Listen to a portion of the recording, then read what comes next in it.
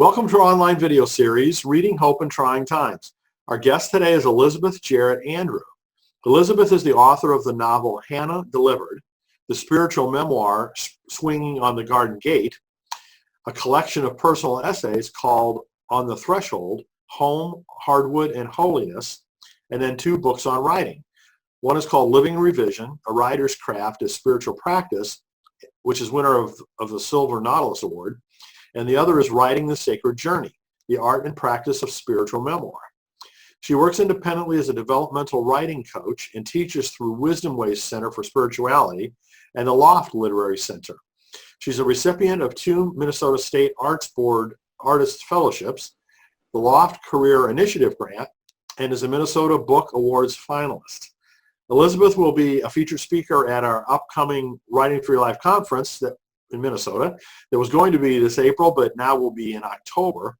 And you may have seen many excerpts from her books on writing posted on the Writing for Your Life blog and social media. So it's a pleasure to have you with us today, Elizabeth. Thank you, Brian. It's good to be here. So why don't we start off just sharing your thoughts on this craziness, how it's affected you. What do you think of this whole thing? Oh my goodness. Yeah, well, we're all still reeling. It's this odd opportunity to reflect on how interconnected we are, right? Like that it's so amazing to think that the whole world is struggling with this right now, and many places are dealing with it in the same way we are in terms of shutting down.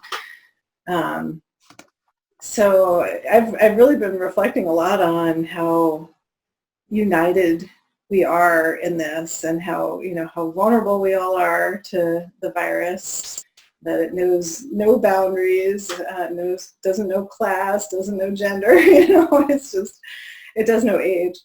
But yeah, it's interesting to think about how we're a single planet, a single humanity, all susceptible to this. And I really hope that we kind of come out of this experience with a better appreciation of that interconnection, and how we can all continue, hopefully learn to work together better, so that we can think about other big crises like global warming and these other threats that are maybe not as imminent, but perhaps even more dire. So yeah, a big opportunity to reflect. It's like we're all called into our little monastic cells at this point, and given some time to think, and hopefully be creative, and hopefully connect really deeply to the people we love. So Elizabeth lives in the Minneapolis area. Maybe you can tell us a little bit about how things have looked there compared to the rest of the country. Yeah, well, I have relatives in California and New York, so I do kind of have a basis of comparison. Minnesota's been not hit nearly as hard, and but it's still affected us. The funny thing, Minnesotans are pretty used to holing up, except that now it's their season to kind of get out of the house and normally hibernate for the winter, right? We do normally hibernate, but it's really so amazing. I think because we have a really amazing park system in Minneapolis, it's like consistently a winner. I think there's not a single place that you can live in Minneapolis that you're not 8 blocks from a park. So the people are out, and it's really a beautiful thing to see. For the most part, people are respecting distance because we have enough space. Yeah. So you mentioned, kind of the semi-monastic type of environment that we have now, and you're near the Collegeville Institute in St. John's. Yes. And one of our other authors that we interviewed was Kathleen Norris, who obviously, spent time up there. And I don't know, have you had much interaction with the Benedictine monastery there? Yeah. Well, I've spent quite a bit of time up in Collegeville, and I have a friend who's at the monastery. So yeah, it's a great place. I have a lot of respect for Benedictine rule and the chanting through the Psalms, and that place has really been formative for me. Yeah. Well, it's nice to have that resource close by. You've got Yeah. kind of an amazing set of, writing related resources there in the greater Minneapolis area. I've been very impressed with that. Yes. Yes. And I know you're involved in several of them directly. Yeah, well, I actually studied with Kathleen Norris when she was teaching there a number of years ago, and yeah, I do a little bit of writing for them. I sometimes review spiritual memoir for the Collegeville blog, and so yeah. But you've also got Wisdom Ways in the Loft too that you're both involved in. Right. Yeah. Minnesota's this funny hotbed. It's got like lots of beautiful spirituality resources, an amazing literary community, and Wisdom Ways is this ministry of the Sisters of St. Joseph that does programming and spiritual formation and practice. And they've just developed this beautiful arts programming, lots of programming and writing. And so my spiritual memoir classes are there. But most of my time teaching in Minneapolis has been at the Loft, which is a prominent literary center that does writing education for people from all walks of life, from kids up through beginning adults, through amateur literary writers to professional literary writers, and it's just this great, vibrant community of writers. So I'm pretty lucky in that way. I get both. Yeah, kind of given, the relative size of the population, it seems to be overrepresented. Writing and things like that seem to be flourishing there more than what would be expected. Yeah, well, it's because we're indoors all winter. There's nothing else to do for half of the year, I guess, right? I don't know why it is. It's a pretty educated population, maybe, or we got the Scandinavian heritage that they're kind of hardworking, honest people. I don't know we also eat a lot of popcorn. There you go. There's a secret. Orville Redenbacher. So you've written about, some of the challenges that you've had in the past and how God has helped you get through that. You want to speak about that a little bit? Yeah, I was thinking in preparation for this conversation about an image that I write about in my memoir, which is the first book I wrote. It's a little book called Swinging on the Garden Gate. There's a memory that I write about when I had just left a teaching job. I was teaching 7th grade English, and I had just left, first of all, on leave, but then I had left permanently eventually to go into retreat ministry. And so I had moved all of my belongings up to this retreat center, and they were all stored in the garage. And my first night there, the garage burned. And oh my, wow. I lost all my belongings. I almost lost my car. 5 cars burned in this fire, 2 years worth of firewood burned, and then all of my stuff. So that was, my photos and the quilt my mother made and the Afghan my grandmother made and all of my writing and all my books. Wow. All my journals, 20 years worth of journals. So after the fire, the fire burned for 3 days, and afterwards, and there were also these large Norwegian pines surrounding the garage. And afterwards, I remember, I was digging through the ashes. It was still smoking, and I remember looking up at these trees, and they all had these scars on the inside bark of the trunks.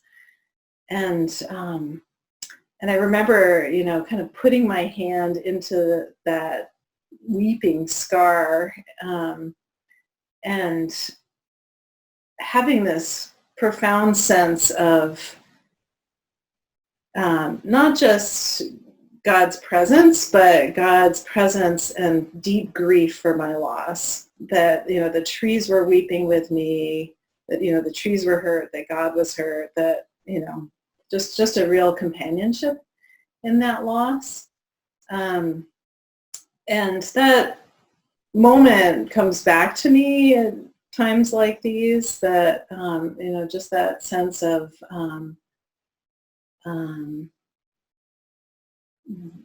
not being alone in my hardship, but being deeply seen, deeply felt, and deeply companioned. So, so that's the first. Almost a sense of like God grieving with you, huh? Yeah, absolutely. It was definitely a sense of God grieving with me, and I definitely feel that today as well. I think there's also this way that I experience divine presence, not just in my lived life, but also in the writing life. I think about how writers write to find out what we think, but I think lots of times we write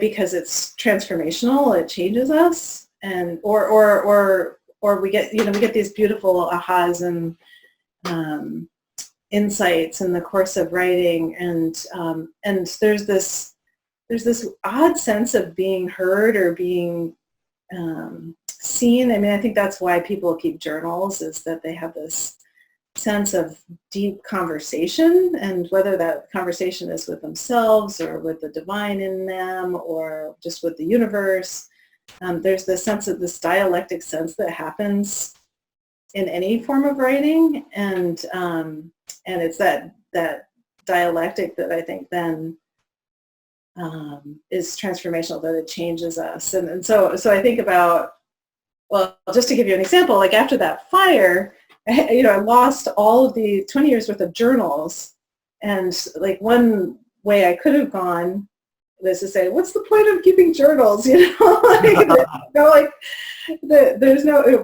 they're just going to burn anyhow, or they never see the light of day. There's no publishing venue for a journal, and yet what helped me get through that fire was keeping a journal. That's great. So in that sense, the writing is a way that I experience God's presence. That I believe that the Creator made us to be co-creators, and so when we write, we're engaged in our lives in a really responsive and co-creative way. And so all of us who are kind of holed up, we have this invitation to go into our creative lives and enter into that dialogue that is, it might seem kind of like we're talking to ourselves, or it might seem like we're just kind of creating, for who knows why or for whose sake. But something else is happening there, which is really powerful, and I think is one of the ways that the Creator continues to create. I always talk about when I was writing my first book, I would get up really early in the morning because I was teaching 7th grade, and I'd have like this half an hour from 6 to 6:30 when I could write my book, and like writing a book was like really motivating. It was like this noble, kind of thing that I was doing, or kind of this big thing that I was doing, and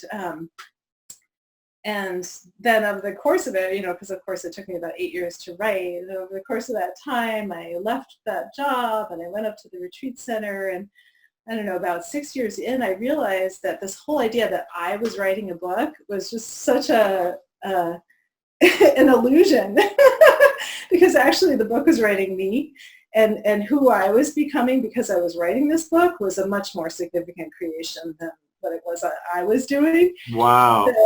So it's just transformation. like, absolutely. And I think that that potential is there for any kind of writing, be it journaling, letter writing, maybe, less so emailing and blogging, but to some extent.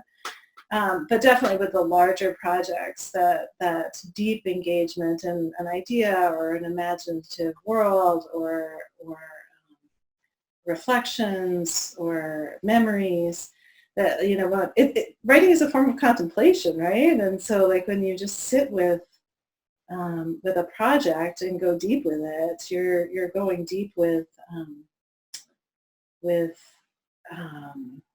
that co-creative process. You're kind of touching that kind of evolutionary energy, I think. So for me, that's the healing presence of God in the creative process, and that's good. During this time, that's really the invitation that I'm trying to sink into. How do I turn off the internet? How do I turn off the phone and really kind of, because there is this impulse right now to connect, to be with people as much as possible because we miss each other.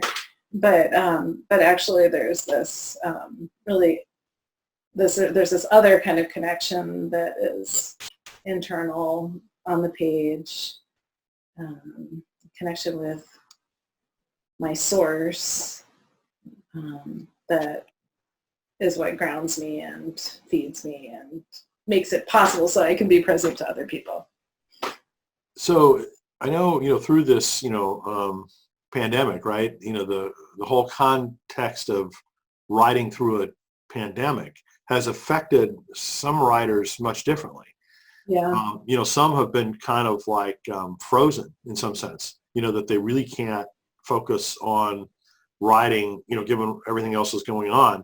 And in other cases, which it sounds like you might be within this other, bucket where you've been able to actually go deeper and maybe, spend some extra time that you might not have otherwise, or been more effective in utilizing your writing during this time. Is that accurate? Yes and no, because I have an 11-year-old who's home now, so my time is really, I can't say I am actually spending less time writing, but writing has always been a form of prayer for me. It's always been my spiritual practice, and so I think that my inclination in times of stress is to turn to writing. I think the writers that I know who write as a profession, for income, they write, for the sake of an audience. I think it's a lot harder in these times because, we don't know what the book, we have no idea what's going to happen to the book industry. We have no idea, whether, what's relevant, what speaks to people, what, there's just so many unknowns that we're living in now. And the needs are so severe in places. And so it can seem like our work on the page is completely insignificant and not worthwhile. But if writing is a spiritual practice, or if it's a transformational practice, which it always has been for me, then it's primarily a way to stay connected to what matters, and so then it kind of doesn't matter what happens to the product of the writing. What's significant is my capacity to have perspective, to know what I value, to feel part of a bigger becoming. I don't know if that makes sense. I mean, I've been thinking about how, as awful as this is for humanity, it's really good for the earth what's happening right now. The earth is healing itself, and And, we're not polluting. We're not, the animals are getting a chance to recover. And so, maybe this is just a big correction that the earth is making. And it's not that, I really think that our susceptibility to this virus is in many ways our own making. But at the same time, I kind of feel like there is a bigger story that's unfolding here. And as writers, we get to be part of that. And we all get to be part of that. I think one thing that's fascinating for me about what you were just talking about is, the use of the word practice, right? The fact that you practice this for so long, now makes it so integral for you that that's where you naturally gravitate. Mm-hmm. And so, I think it's one of these cases where practice pays off, right? And sometimes we take that for granted, but it seems like it served you well. Yeah, it's. I thank you for bringing that up, because it's really about, what do you value? Is it the process or the product? And it's interesting because over the course of my writing career, I've come to value the product less and less, and I've come to value the process more and more, because I think that that's where real transformation happens. So yeah, it is very much about, one of my favorite quotes of all time is from Robert Frost, and he wrote in this introduction to a collection of his poetry, "No tears for the writer, no tears for the reader, no surprise for the writer, no surprise for the reader." And I just love how that quote kind of gets at the crux of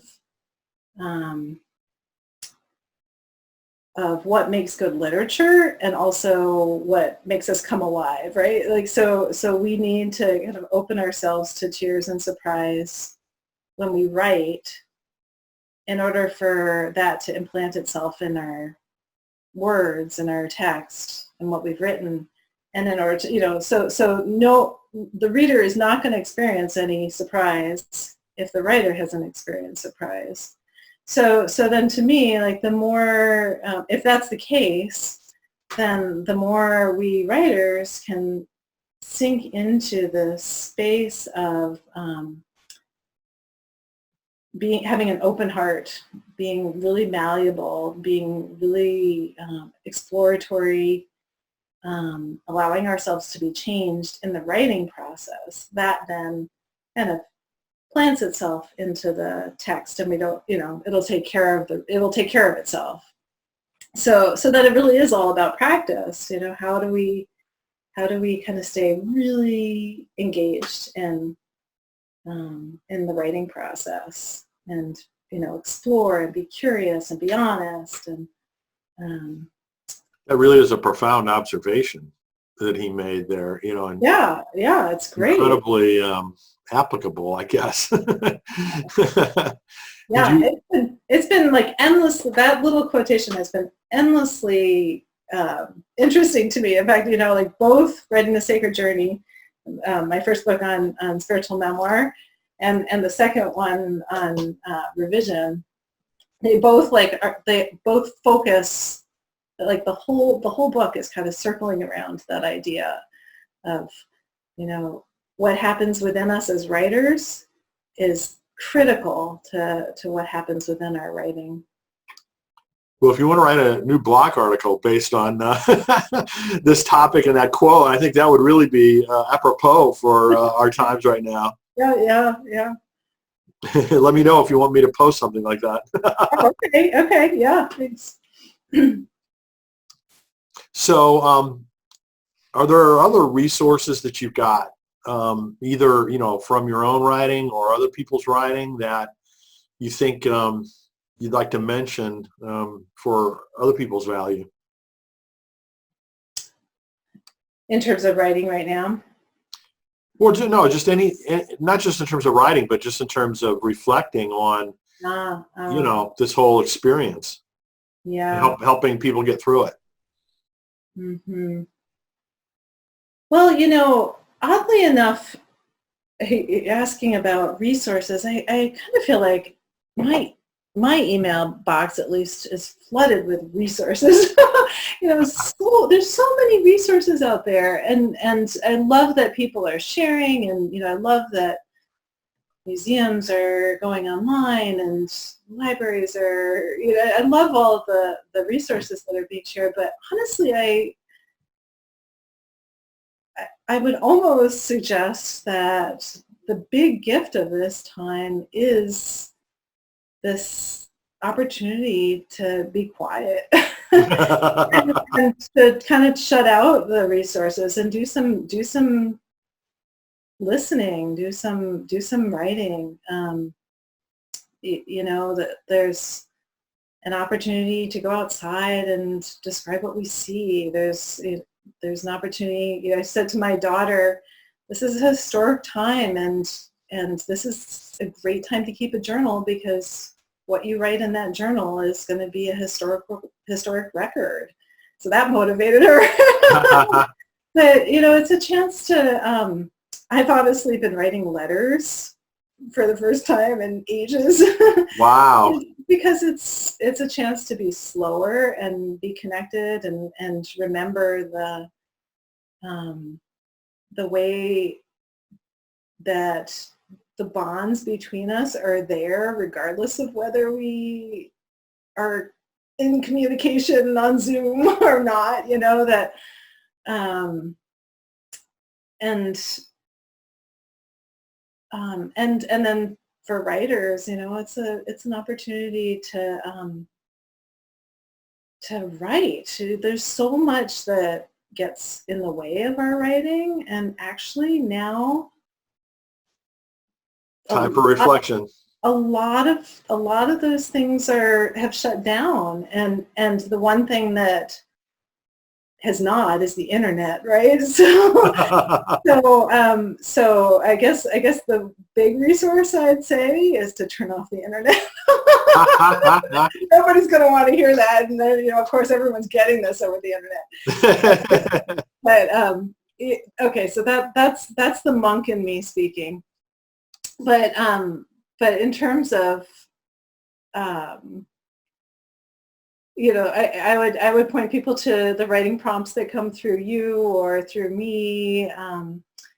Like anything that's actually inviting you, or kind of would kind of spur you into reflection.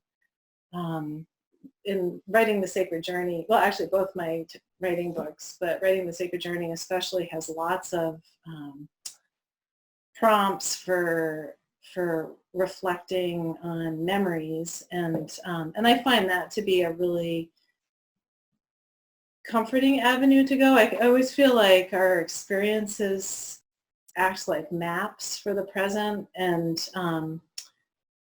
so to go back to experiences of hardship, experiences of separation, experiences of loss, to go back to people that we love, perhaps who have died, or teachers that we've worked with, or people that we love who are still alive but aren't present to us, and to just write about them and to kind of remember how they reside within us, how those connections are still really strong and true regardless of time and space. So memory can provide maps through this time. Like if we write about times that we've experienced hardship, we'll kind of draw on those resources inside of ourselves that will get us through this time. Or writing about the people we love, it's a way of being present to them that I think is more real in some ways than seeing them on Zoom or talking to them on the phone. And so that sort of presence, I think, is really valuable and comforting. So that's where I would point people. So I don't know if you're aware of this. Frederick Buechner wrote 4 memoirs, and the 4th one is called The Eyes of the Heart. And he does something like what you're describing in that he brings back mentally, memories of people who passed away. And he has a conversation with them. Mm-hmm. You know, kind of imaginary, but I don't want to say spiritually driven, conversation with his grandmothers in particular, both of whom had strong but very different influences on him, but then also other people, that had passed away that he's imagining if he was having a conversation with them now. It's really quite powerful. That's neat. Yeah. It's kind of an example of what you're describing. And it's interesting to me, I mean, I'm sure it was powerful for him. It's interesting to me that it was powerful for you as well as a reader. So that, there's something there about that relationality, the surprise effect that you described earlier. That was strong for me for that, because his other three memoirs were more like memoirs, right? I mean, just kind of a standard set of descriptions of, in that case, three different segments of his life. Mm-hmm. Whereas this fourth one, when I first read it, I was just kind of like, what is this? What is he doing? Kind of a thing. But, after I read it, I think maybe the second time, I thought, oh my goodness, it was much more powerful the second time than it was the first time. Yeah. Elizabeth, is there anything that you'd like to read from any of your books that you want to leave our listeners with? Yeah, I thought of the last paragraph in my memoir, Swinging on the Garden Gate, because it's an invitation to write. Lay your story down. Lay your story down against the white margin of a page, or lay it with low tones into the listening ears of a friend, or lay it from the pulpit over the startled minds of the congregation. Lay your story down with your magnificent body when you pull your chilly skin between the covers at night. In prayer, lay your boarding cry and moment of gravest fear and the sweaty rhythm of sax and your deep love of the landscape you walk on. Lay them invisibly over the world. Spread your story on the upturned soil like handfuls of seeds, winter wheat, sown to send nutrients into the earth. There is this soul we all share that needs to be fed. It's aching for your story, for its emotional truths and its flights of fancy, because you must love yourself with leaps and bounds in order to have the courage to tell it. And this is what it aches for most of all. Wow, that's beautiful. Thank you. I think, this whole conversation has, I think, really emphasized in my own mind, your expertise in spiritual memoir. And, I really hope it encourages people to take advantage of this phenomenon that we're going through that affects people in drastically different ways. But, the deep kind of reflection that you've practiced and build expertise around, I think is a really good role model for people. Thank you. Yeah, that's exactly it. I hope that people can use this as an opportunity to really look at their experiences, even, our experiences today, our experiences in the past, and see divine movement in and through them.